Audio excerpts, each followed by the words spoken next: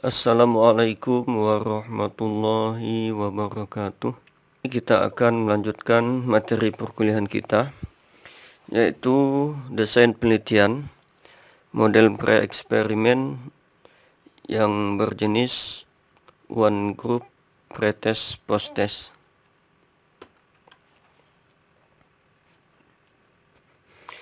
Pada perkuliahan sebelumnya, kita telah membahas tentang one shot case study. Yang kedua, kita akan membahas desain eksperimen yang berjenis one group pretest post-test, di mana ini masih dalam kategori pre-eksperimental atau pre-eksperimen. Pada desain penelitian pre-eksperimen yang berjenis one group pretest post-test, hanya ada satu kelompok yang terlibat dalam penelitian. Namun, ada 2 kali observasi yang dilakukan, yaitu observasi sebelum diberikan treatment, dan yang kedua, observasi setelah diberikan treatment. Jika kita gambarkan secara visual, maka akan terlihat seperti gambar yang berwarna hijau ini, di mana notasi O1 itu adalah observasi awal yang kita lakukan. Dalam konteks kali ini, observasi awal tersebut adalah nilai interval atau nilai rasio yang akan kita kumpulkan melalui pretest. Setelah kita mendapatkan nilai awal siswa, kita memberikan perlakuan kepada siswa tersebut. Di sini dinotasikan dengan X. X berarti kelompok eksperimen. Artinya treatment diberlakukan kepada kelompok eksperimen. O2 itu adalah observasi 2, di mana kita itu mengumpulkan nilai interval atau nilai rasio setelah diberlakukannya treatment. Selanjutnya kita akan masuk ke slide berikutnya, statistik uji. Jadi, dalam desain pre-eksperimen jenis one group pretest post-test, statistik uji yang digunakan adalah uji T sampel berpasangan atau paired sample t-test. Uji T sampel berpasangan bertujuan untuk mengetahui apakah ada beda rata-rata antara dua sampel yang berpasangan. Uji T sampel berpasangan merupakan uji hipotesis komparatif. Dan uji T sampel berpasangan itu termasuk dalam kategori statistik parametrik, sehingga syarat data yang ingin diuji itu, pertama, datanya harus bertipe interval atau rasio. Yang kedua, datanya harus berdistribusi normal. Apabila syarat tersebut tidak terpenuhi, bukan bertipe interval atau bertipe interval tapi tidak berdistribusi normal, maka tidak bisa menggunakan uji T sampel berpasangan. Dia harus menggunakan statistik non-parametrik, misalnya uji Wilcoxon. Kemudian uji homogenitas itu tidak dibutuhkan dalam uji T sampel berpasangan. Data boleh homogen, boleh juga tidak, karena memang data itu berasal dari satu kelompok yang sama, dari satu subjek yang sama. Jadi tidak perlu diuji homogenitasnya karena memang orangnya sama, kelompoknya sama, individunya sama. Selanjutnya kita akan masuk ke contoh kasus. seorang mahasiswa melakukan penelitian sebagai syarat tugas akhir untuk meraih gelar sarjana pendidikan. Penelitian yang dilakukannya terkait dengan inovasi dalam praktek pembelajaran untuk meningkatkan hasil belajar siswa kelas 7 SMP pada mata pelajaran matematika dengan penerapan sebuah media pembelajaran yang berbasis teknologi digital. Jadi kasusnya seperti ini. Ada seorang mahasiswa ya yang sudah masuk pada semester 8. Untuk lulus dia harus melakukan sebuah penelitian ya. Dia harus melakukan sebuah penelitian. Nah, penelitiannya ini ya berkaitan dengan inovasi dalam praktek pembelajaran di sekolah ya. Misalnya kelas 7 SMP ya, untuk meningkatkan hasil belajar siswa kelas 7 SMP pada mata pelajaran matematika.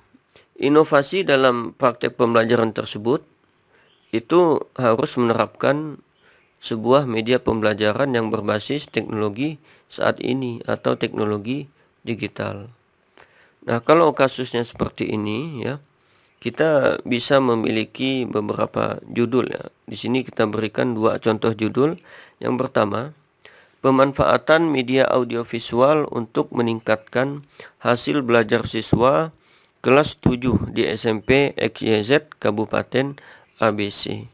Jadi, memanfaatkan media audiovisual untuk meningkatkan hasil belajar siswa.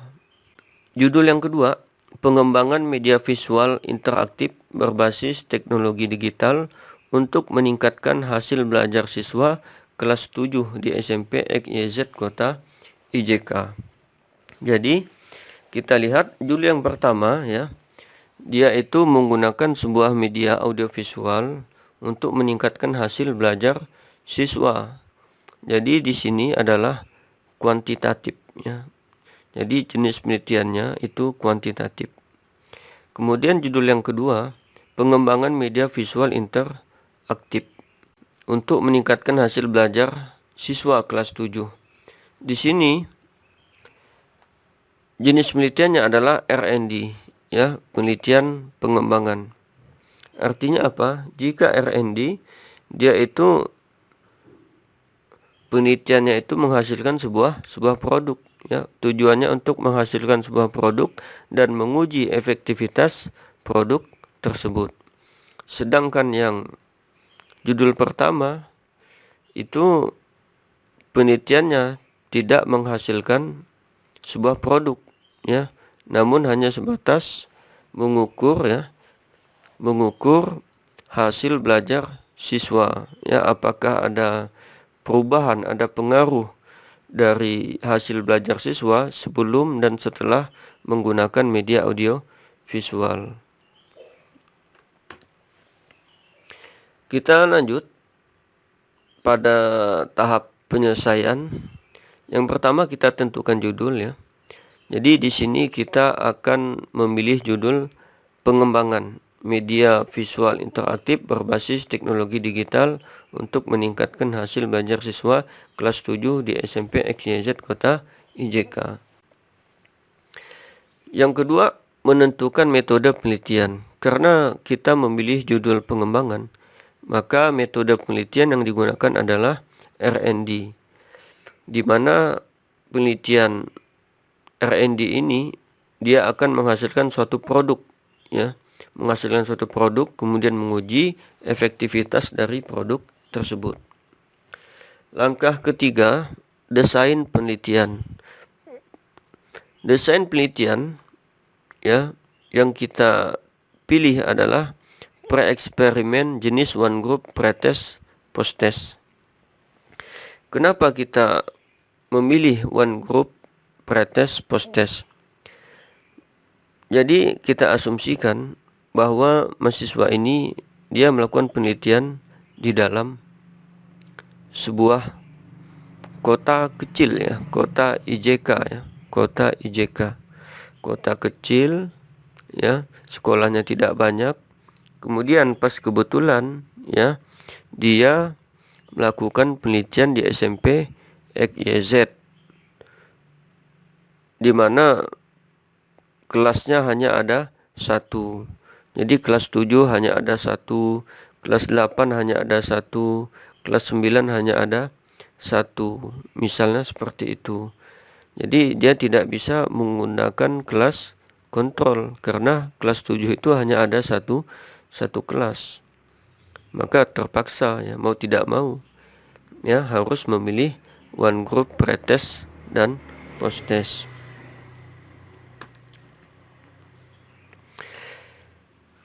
Langkah selanjutnya mengumpulkan data ya. Mengumpulkan data sebetulnya kita tentukan dulu ya hipotesis penelitiannya. Tapi tidak apa ya. Kita asumsikan saja ya pengumpulan data ini setelah kita melakukan hipotesis. Oke. Data kita kumpulkan ya. Kita peroleh data pretest seperti gambar berikut ini ya. Jadi ada 20 data ya. Ini data pretest, ini hasil belajar siswa sebelum menggunakan media audiovisual yang kita kembangkan.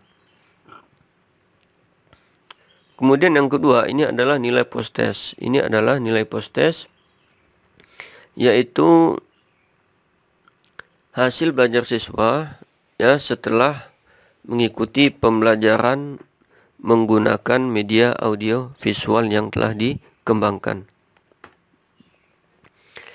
Selanjutnya,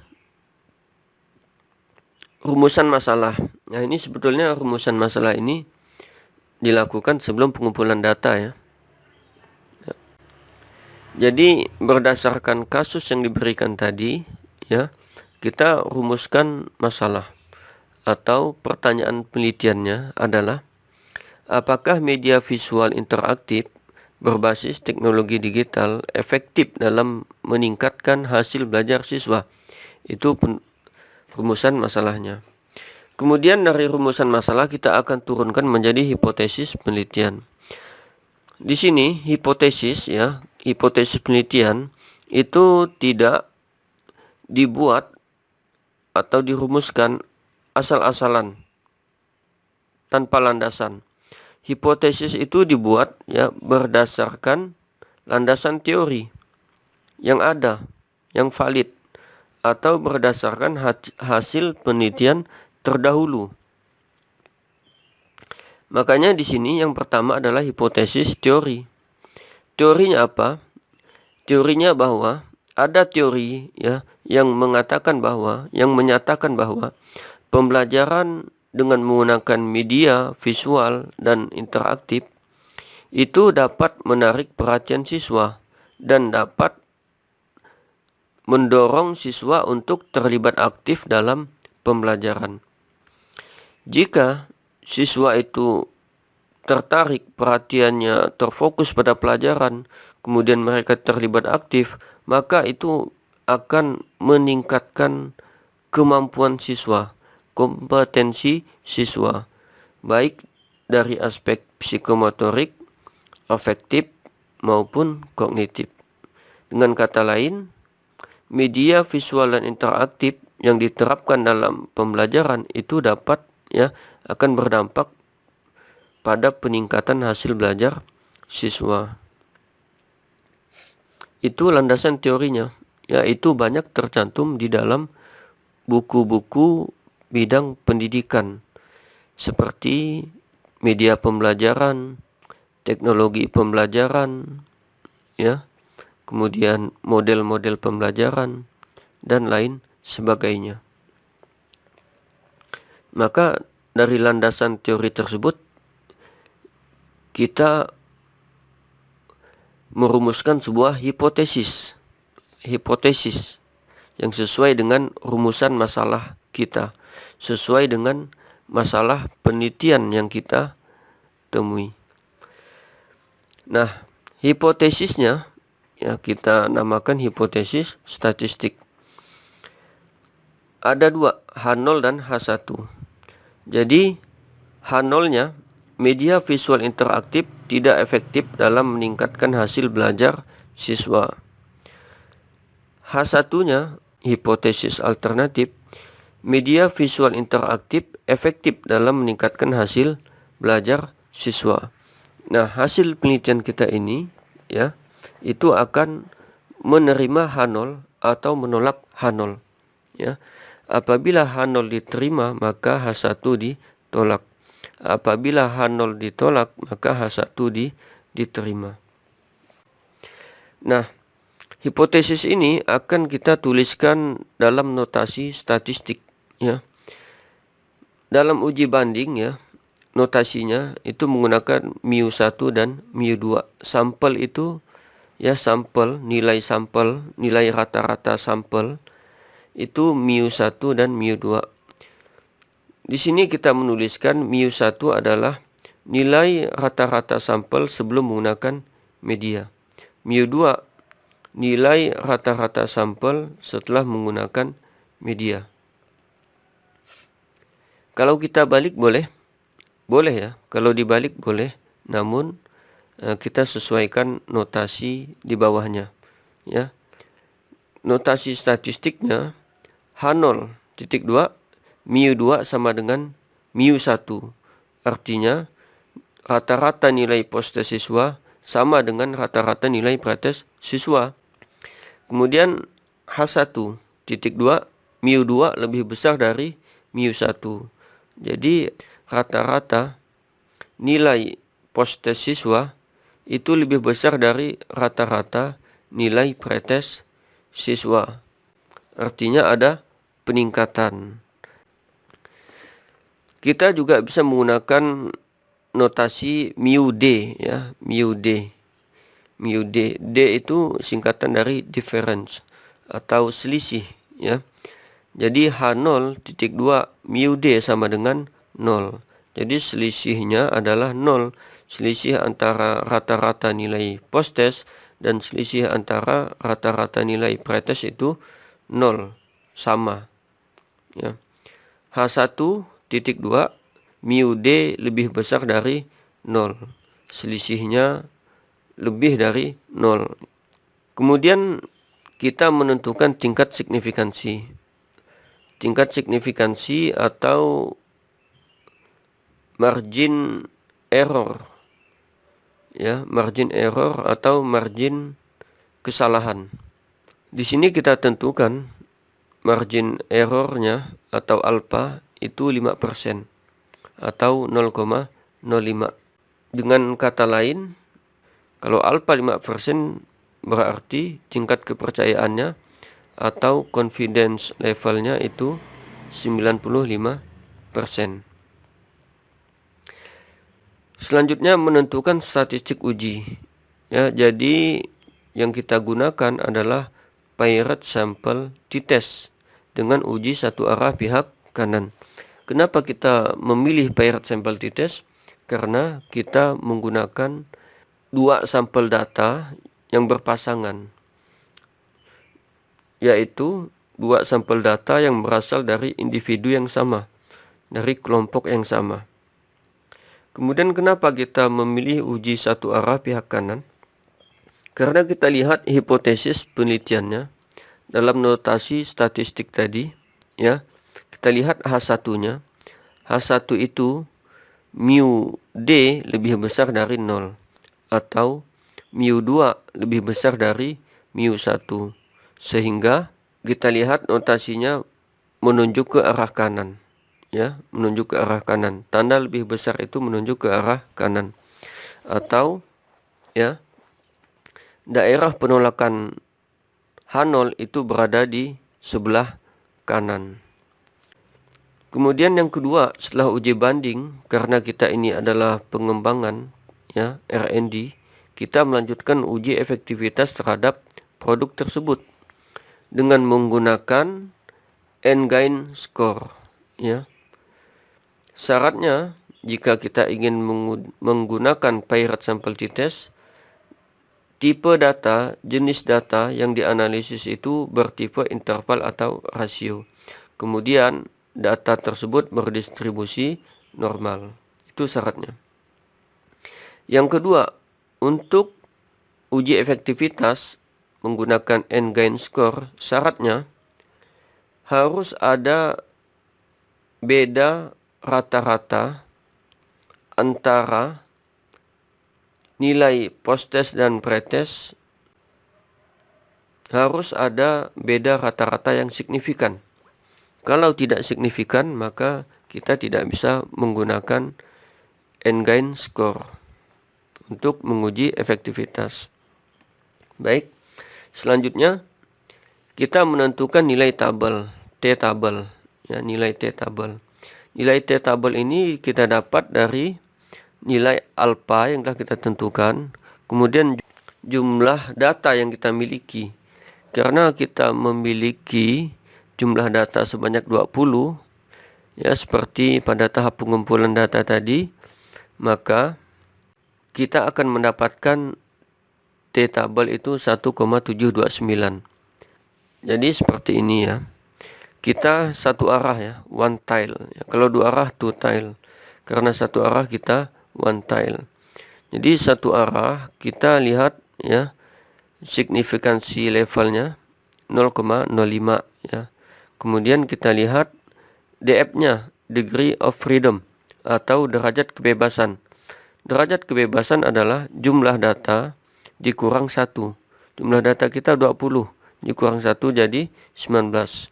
Maka di antara 19 baris 19 kolom 0,05 one tile itu adalah nilai T-table 1,729 ya, seperti itu. Kalau kita menggunakan two tile, dua arah, maka alfa yang kita tentukan 5% ini harus bagi 2. Jadi ya 0,05 bagi 2 menjadi 0,025. Jadi kita gunakan tabel di sebelah sini ya. 0,025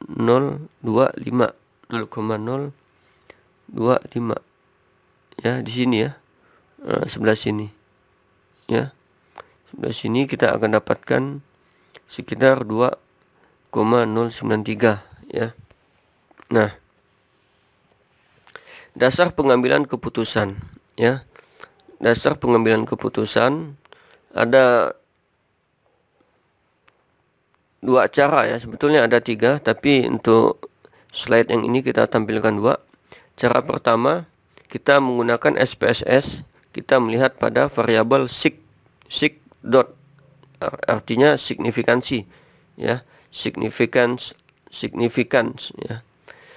Apabila sig-nya lebih kecil daripada 0,05 atau sama dengan 0,05, maka H0 kita tolak, H1 kita terima. Apabila kita menggunakan software R, maka kita melihat pada variabel parameter p-value ya, p-value. Apabila p-value-nya lebih kecil atau sama dengan 0,05, maka H0 kita tolak, H1 kita terima ya. Itu kita membandingkan parameter yang kita hitung dengan nilai alfa atau tingkat signifikansi yang telah kita tentukan. Cara yang kedua, kita membandingkannya dengan nilai T-table ya. Pertama kita bandingkan dengan ini bisa ya. Kedua kita bisa bandingkan dengan nilai T-table ya. Jadi apabila T hitung kita atau T statistik yang kita peroleh lebih besar dari T-table, maka H0 kita tolak ya, H1 kita terima. Namun apabila T hitung atau T statistik yang kita peroleh lebih kecil dari T-tabel, lebih kecil dari 1,729, maka H0 kita terima, H1 kita tolak. Baik, sebelum kita lanjut kita akan membuktikan dulu ya. Kita buktikan dulu menggunakan software R ya. Software R.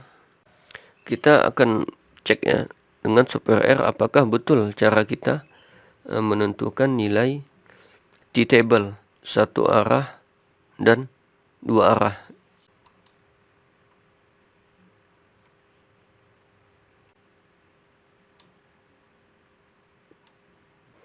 Oke, jadi kita akan buktikan ya apakah betul cara kita membaca nilai T-table untuk satu arah dan dua arah. Jadi kodenya, sintaknya untuk mendapatkan T-table itu adalah kita ya seperti ini. DF itu adalah N dikurang 1. N-nya berapa? N-nya 20 ya. 20 ya. Ya, 20 dikurang N-nya 20, maka DF-nya N dikurang 1, 20 dikurang 1 ya.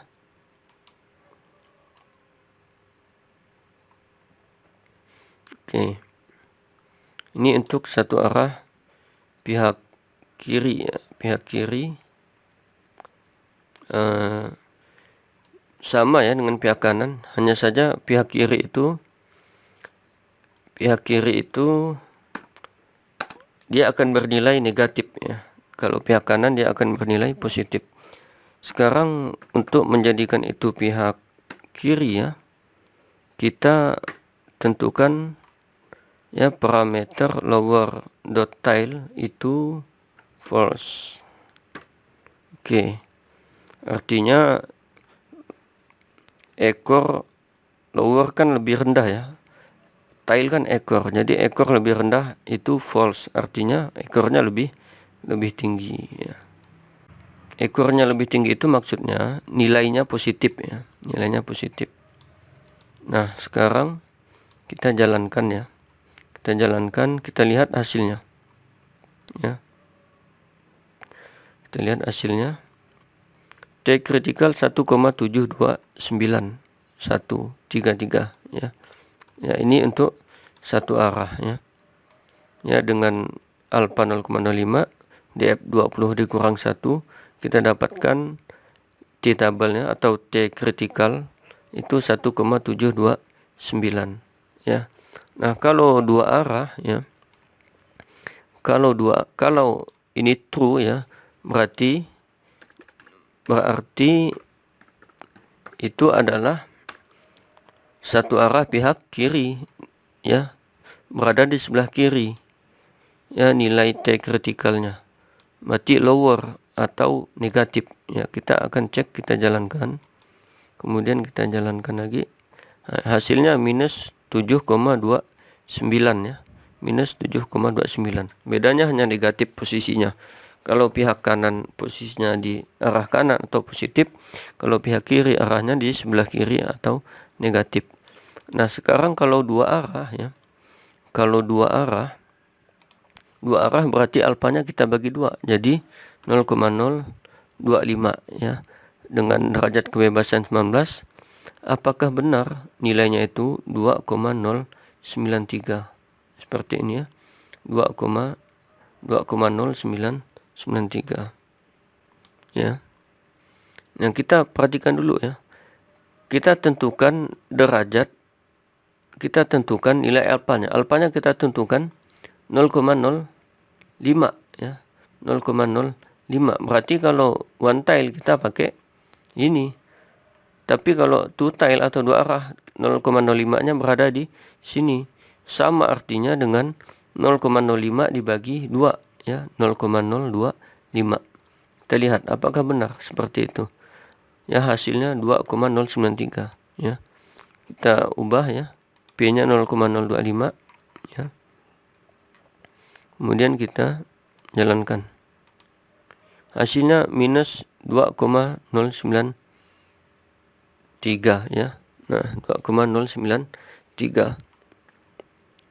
Ya, itu teknik pembacaan T-table ya, seperti itu. Jadi seperti itu caranya ya. Semoga bisa dipahami ya.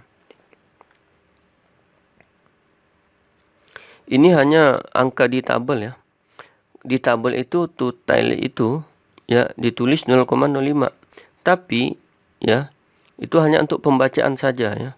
Kalau alpha yang kita tentukan 0,05 ya, kalau two tile kita baca di sini ya. Kalau one tile kita baca di sini. Namun sebetulnya ya yang benar adalah ya metode yang sebenarnya itu ya, one tile itu 0,05. Kalau two tile maka kita bagi 2 alfanya, jadi 0,025. Kita dapatkan di sini.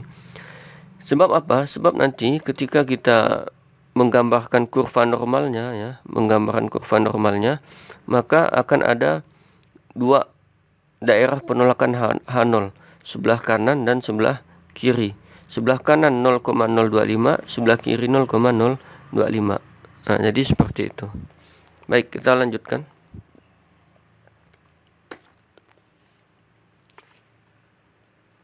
Kita melakukan analisis statistik ya. Mulai melakukan Paired Sample T-Test. Pertama, kita penuhi dulu prasyaratnya. Datanya berjenis interval atau rasio ya. Sudah terpenuhi. Yang kedua, datanya harus berdistribusi normal. Di sini kita menggunakan Shapiro-Wilk ya. Shapiro-Wilk Normality Test menggunakan bantuan aplikasi SPS software R ya.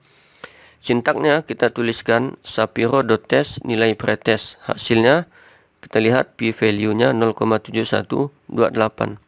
Kemudian kita lanjutkan lagi Shapiro.test nilai post-test. Kita dapatkan nilai p-value-nya adalah 0,2113. Sekarang kita lihat. Karena nilai p-value lebih besar dari 0,05, 0,7 itu 0,7128 lebih besar dari 0,05, maka nilai pretest itu berdistribusi normal. Kemudian yang kedua, karena nilai p-value 0,2113 ya, untuk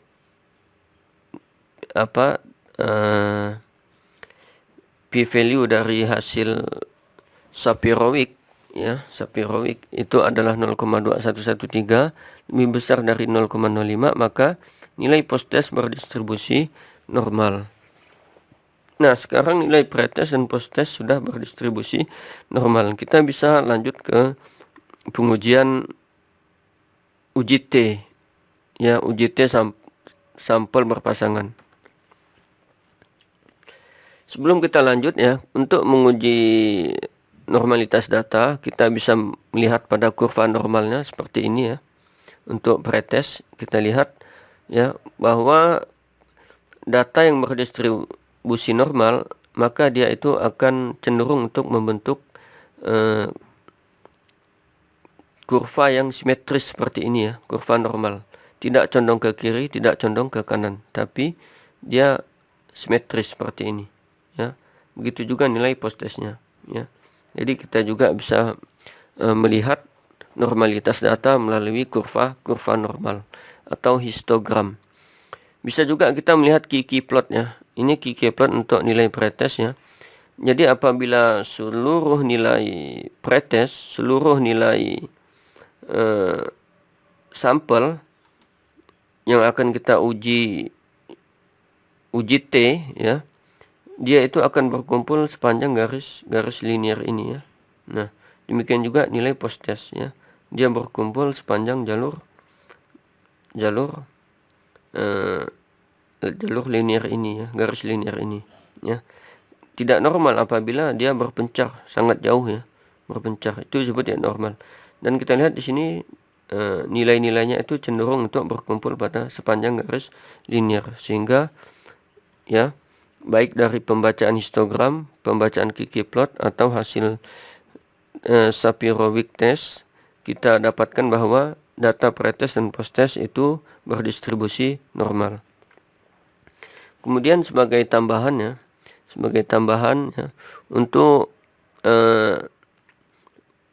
membuat grafik histogram ini, mengenerate grafik histogram ini, kita bisa menggunakan sintak ini ya, dari sini ya, nilai X ya sampai ke sini ya. Ini untuk pretest. Jadi kodenya HIST. Jadi singkatan dari histogram ya. Seperti ini. Untuk post-test kita bisa ambil dari sini ya. Dari sini ya. Nah, kodenya juga sama, itu histogram, kemudian dilanjutkan dengan kode lines ya.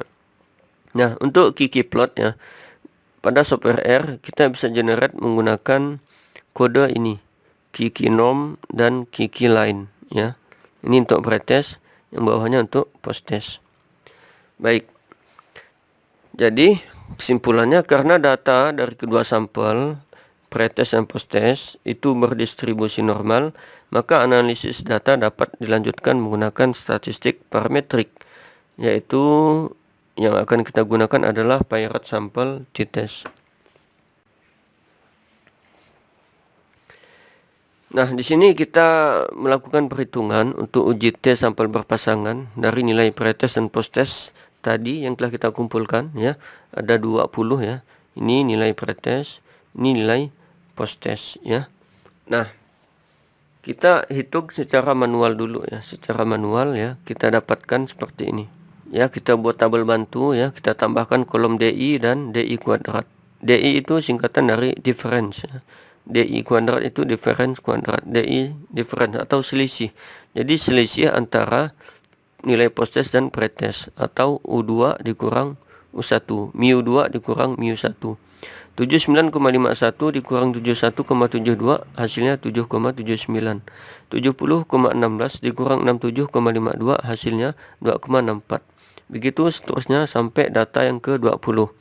69,32 dikurang 78,36 hasilnya negatif 9,04. Kemudian DI ini, selisih ini ya, selisih mu2 dengan mu1 ini kita jumlahkan, didapatlah 50,64 ya. Kemudian DI kuadrat kita hitung, 7,79 dikuadratkan jadi 60,66. 2,64 kita kuadratkan jadi 6,97. Begitu seterusnya sampai ke nilai yang 20, yaitu negatif 9,04 kita kuadratkan jadi 81,68. Kemudian DI kuadrat ini ke-20-nya ini kita jumlahkan ya. Kita jumlahkan, didapatlah 574,19. Nah, nilai DI dan DI kuadrat ini akan kita butuhkan ya. Kita lihat di sini ya. Untuk menghitung Paired Sample t-test, untuk mendapatkan nilai T hitungnya, rumusnya adalah T sama dengan D bar atau D rata-rata ya. D bar atau D rata-rata, selisih ya. Selisih rata-rata dikurang D0 dibagi SD ya, simpangan deviasi, dibagi akar N ya. N-nya 20 ya. Nah, DI sama dengan U2 dikurang U1. Sudah kita kerjakan. Kemudian D bar kita hitung. Sigma DI itu 50,64 dibagi N 20. Kita dapatkan D bar 2,531982. D0 itu sesuai dengan hipotesis penelitian tadi ya. H0-nya mu D sama dengan 0 ya. Ya, 0. D0-nya sama dengan 0. Nah, variansi ya. Untuk menghitung variansi, rumusnya ya, S kuadrat sama dengan ya, N dikali sigma DI kuadrat dikurang sigma DI dikuadratkan dibagi N dikali N dikurang 1 ya. Kita dapatkan ya seperti ini ya. Kita masukkan nilainya, kita dapatkan nilai variansinya atau S kuadrat adalah 23,47215. Dari nilai variansi ini kita dapatkan nilai standar deviasi ya. Tinggal kita akarkan saja ya. Jadi S sama dengan akar 23,47215 itu adalah nilai standar deviasinya, yaitu 4,84 ya. Nah, kemudian kita masukkan ke dalam rumus T hitung ya. Kita dapatkan ya, kita masukkan nilai D bar, kemudian nilai D0, kemudian nilai standar deviasi, kemudian nilai N ya, 20 N-nya. Nah, kita dapatkan nilai T atau T hitung sama dengan 2,337218. Di sini kita melakukan perhitungan secara manual dengan bantuan aplikasi Excel ya. Nah, sekarang kita lihat ya, kita buktikan apakah benar perhitungan kita ini. Kita akan menggunakan software R sebagai alat bantu kita menghitung Paired Sample t-test. Kodenya seperti ini. T.test, nilai posttest, nilai pretest, alternatif sama dengan greater. Ini adalah satu arah pihak kanan, ya.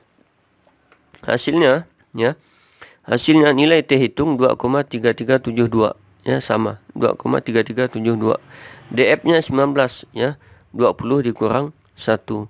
P value-nya 0,01526. Kemudian kita lihat mean difference, ya.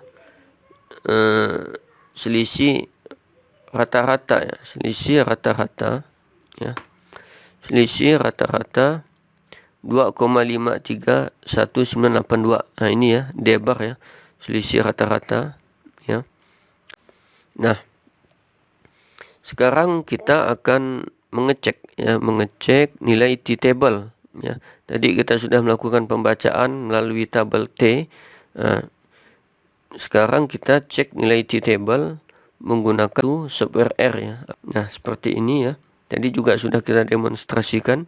Kodenya ini QT, kemudian nilai alpha, nilai DF, kemudian ini arah kiri atau arah kanan. Lower dot tail sama dengan false, itu adalah arah kanan. Hasilnya nilai T-table 1,72913. Nah, data-data sudah kita dapatkan, ya. Nilai T hitung sudah kita dapatkan, nilai T-table sudah didapatkan, ya. Kita sudah bisa melakukan penarikan kesimpulannya dari nilai T hitung dan T-table. Kita juga bisa melakukan penarikan kesimpulan menggunakan p-value dan nilai alpha. Kemudian penarikan kesimpulan seperti ini, ya. Seperti yang sudah kita bahas, ya, pada slide sebelumnya. Ada 2 cara yang kita tampilkan, namun sebetulnya ada 3 cara, ya. Ya, sekarang kita akan tampilkan cara yang pertama, ya, dengan membaca nilai p-value atau probabilitas, ya. Dengan cara membaca nilai p-value atau probabilitas, ya, kita bandingkan nilai probabilitas yang kita dapat dengan nilai alpha atau level signifikansi, ya. Karena nilai p-value yang kita peroleh itu lebih kecil dari nilai alpha, 0,01526 lebih kecil dari 0,05, maka H0 ditolak dan H1 diterima, ya. Itu cara pertama. Cara kedua, ya, karena nilai T hitung lebih besar dari T-table, ya, 2,3372 lebih besar dari 1,7291, maka H0 ditolak dan H1 diterima, ya. Cara yang ketiga, ya, kita bisa melihat kurva. Ya, kita lihat kurva normalnya, ya. Kurva distribusi normalnya kita lihat, ya. Jadi kita lihat, ya, di sebelah sini ini adalah daerah penolakan H0. Yang warna merah ini, ya, merah muda ini adalah daerah penolakan H0, ya. Sebelah kiri ini, ya, yang kosong, yang blank ini, ya, di dalam garis kurva ini itu adalah daerah penerimaan H0. Nah, kita lihat, ya, bahwa nilai T statistik di sini, ya, itu adalah 1,7291, ya. Maka apabila, ya, nilai T statistiknya lebih besar dari 1,7291, ya, maka H0-nya ditolak, H1 diterima. Kita lihat nilai T hitungnya adalah 2,3372, ya. Di sini, ya, ini 2, ya, 2,3372, ya, yang ada titik biru ini, ya. Nah, seperti itu. Oke. Cara yang kedua, ya. Cara yang kedua ini menggunakan nilai probabilitas level signifikansi. Level signifikansinya itu adalah 0,05. 0,05 itu adalah seperti ini, ya, berada di baris, ya, di kurva warna merah ini, ya. Ini 0,05, sisanya itu adalah 95%, ya, atau 0,95, ya. Nah, artinya apa? Apabila nilai p-value yang kita peroleh itu lebih kecil dari 0,05, ya, semakin ke sana, ya, lebih kecil dari 0,05, ya, maka H0-nya ditolak, H1 diterima. Nah, kita lihat di sini ya. Nilai p-value-nya 0,01526, lebih kecil dari 0,05, maka H0 ditolak dan H1 diterima. Nah, sebagai tambahan ya, ini untuk mengenerate kurva distribusi normal ya, untuk Poirot sample t-test, kita bisa menggunakan sintak plot ya. Plot dot plot dalam kurung t.test, nilai post-test, nilai pre-test, Poirot true confidence level 0,95 ya, itu sama dengan nilai signifikansi 0,05 ya. Ya, alternatif greater ya. Nah, ini.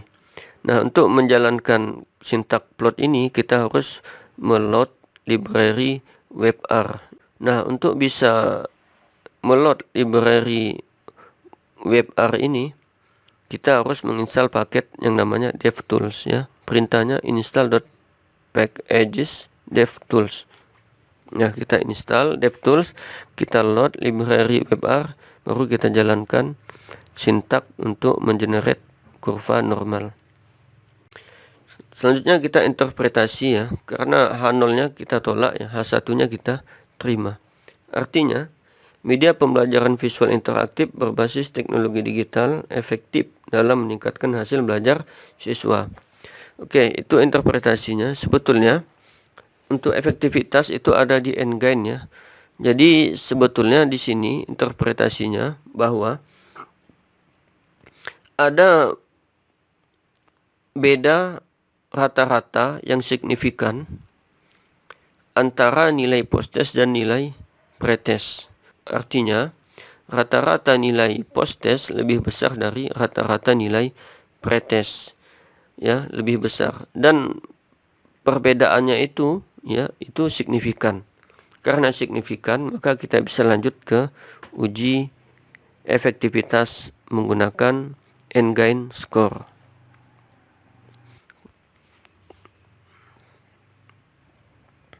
Baik, kita akan lanjut. Perhitungan N-gain score ya. Untuk perhitungannya ya, kita lihat ya. Di sini kita memiliki nilai pre-test, post-test yang tadi ya. Kemudian kita kurangkan ya. Kita kurangkan nilai post-test dikurang pre-test, 79,51 kurang 71,2. Kita peroleh 7,79. Seterusnya sebanyak 20 data kita kurangkan ya. Kita kurangkan. Kemudian kita kurangkan juga nilai pre-test ya. Itu nilai maksimum. Maksimumnya itu skornya adalah 100 ya. Karena nilai siswa itu dari 0 hingga 100. Jadi nilai maksimumnya 100 kita kurang dengan nilai pretest 71,72. Kemudian hasilnya ya 28,28. Kemudian 100 dikurang 67,52, hasilnya 32,48. Begitu seterusnya sampai data ke 20 ya. Baru kita menghitung N-gain score-nya ya. N-gain score-nya rumusnya skor post-test dikurang skor pre-test dibagi skor ideal dikurang skor pre-test. Ya. Jadi kolom yang ini post min pre ya dibagi kolom max min pre. 7,79 dibagi 28,28 hasilnya 0,28. 2,64 dibagi 32,48 hasilnya 0,08. Begitu seterusnya kita dapatkan. Hingga kita akan dapatkan N-gain score. Kemudian kita akan lihat kategorinya. Apabila N-gain score-nya lebih besar dari 0,7, maka kategorinya itu adalah tinggi ya. Kategorinya. Apabila N-gain-nya berada di antara 0,3 dan 0,7, maka kategorinya sedang ya, skornya itu sedang. Kemudian apabila N-gain skornya itu bernilai 0,3, maka kategori skornya itu rendah ya, kurang dari 0,3 kategorinya rendah. Nah, sekarang kita lihat efektivitasnya. Apakah media itu tidak efektif, kurang efektif, cukup efektif, atau efektif dalam meningkatkan hasil belajar siswa. Untuk itu kita harus menghitung presentase dari nilai N-gain score. Ya, jadi rumusnya 0,28 dikali 100 ya. Jadi 27,54 atau 28% ya kalau dibulatkan. Kemudian 0,08 dikali 100 kita dapatkan 8,13% atau kalau dibulatkan 8%. Begitu seterusnya ya, sehingga data yang ke-20 kita dapatkan N-gain-nya malah negatif ya. Negatif 41,75%. Kita lihat dulu rata-rata N-gain skornya adalah 7,42 ya. 7,42 itu lebih kecil dari 40%. Berarti media tersebut tidak efektif ya. Media audiovisual yang kita kembangkan tidak efektif untuk meningkatkan hasil belajar siswa ya. Kita lihat persentase minimum yang diperoleh itu minus 41,75%. Jadi ada siswa ya yang setelah mengikuti pembelajaran menggunakan media audiovisual, hasil belajarnya malah turun sebesar 41,75%. Sedangkan peningkatannya paling tinggi ya, 28,28%. Jadi ada siswa yang paling tinggi itu peningkatan hasil belajarnya itu adalah 28%. Ya, yaitu yang ini ya, 16. Dari 62 menjadi 73 ya. Jadi seperti itu. Nah, interpretasinya berdasarkan uji N-gain, rata-rata persentase N-gain score adalah 7,42%, lebih kecil dari 40%. Maka media visual interaktif berbasis teknologi digital tidak efektif dalam meningkatkan hasil belajar siswa. Kalau seperti ini ya gagal ya pengembangan medianya ya. Maka sebetulnya belum gagal ya. Karena kalau masih dalam evaluasi formatif kita masih bisa revisi. Ya, anggap saja ini adalah evaluasi formatif. Evaluasi yang pertama ya. Kita lanjutkan revisi. Setelah kita lakukan revisi ya. Setelah kita lakukan revisi medianya, kemudian kita ambil ulang ya datanya ya. Kita dapatkan nilai post-test seperti ini ya. Nah, kita dapatkan nilai post-test seperti ini ya. Nilai pretestnya sama, kita asumsikan, kemudian nilai post-testnya menjadi lebih tinggi ya. Lebih tinggi. Kita hitung ulang ya. Post min pre-nya, max min pre-nya kita hitung ulang ya. Kemudian kita dapatkan N-gain score ya. Kita dapatkan N-gain score ya seperti ini 0,68, 0,55 dengan kategori skor itu sedang, tinggi, rendah. Nah, seperti itu. Nah, kalau ini kan normal ya. Normal. Kondisi seperti ini umumnya normal ya. Umumnya seperti ini ya, seharusnya. Nah, kemudian kita hitung nilai N-gain, nilai persentase N-gain skornya ya, kita dapatkan seperti ini ya. Kemudian dengan rata-rata 58,31%. Kita lihat 58 itu berada pada ya kategori cukup efektif ya.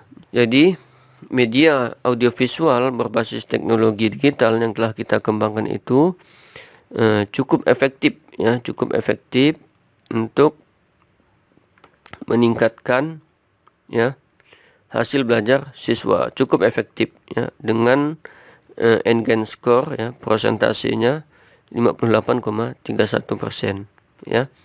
Siswa yang paling rendah ya, yang paling rendah itu persentasenya 25,21% ya, yaitu yang pada nomor urut 9.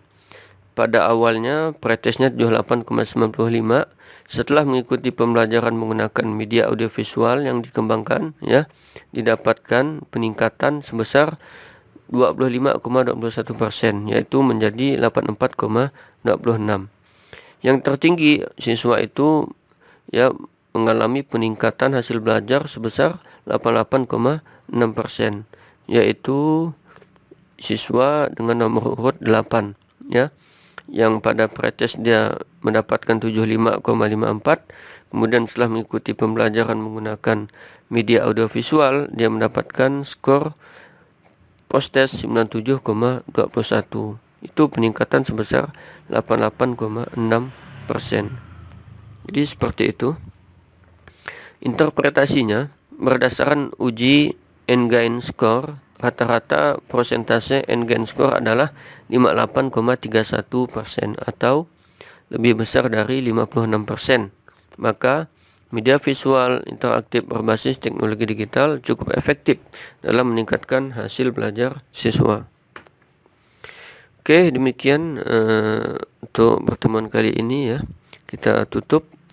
Wassalamualaikum warahmatullahi wabarakatuh.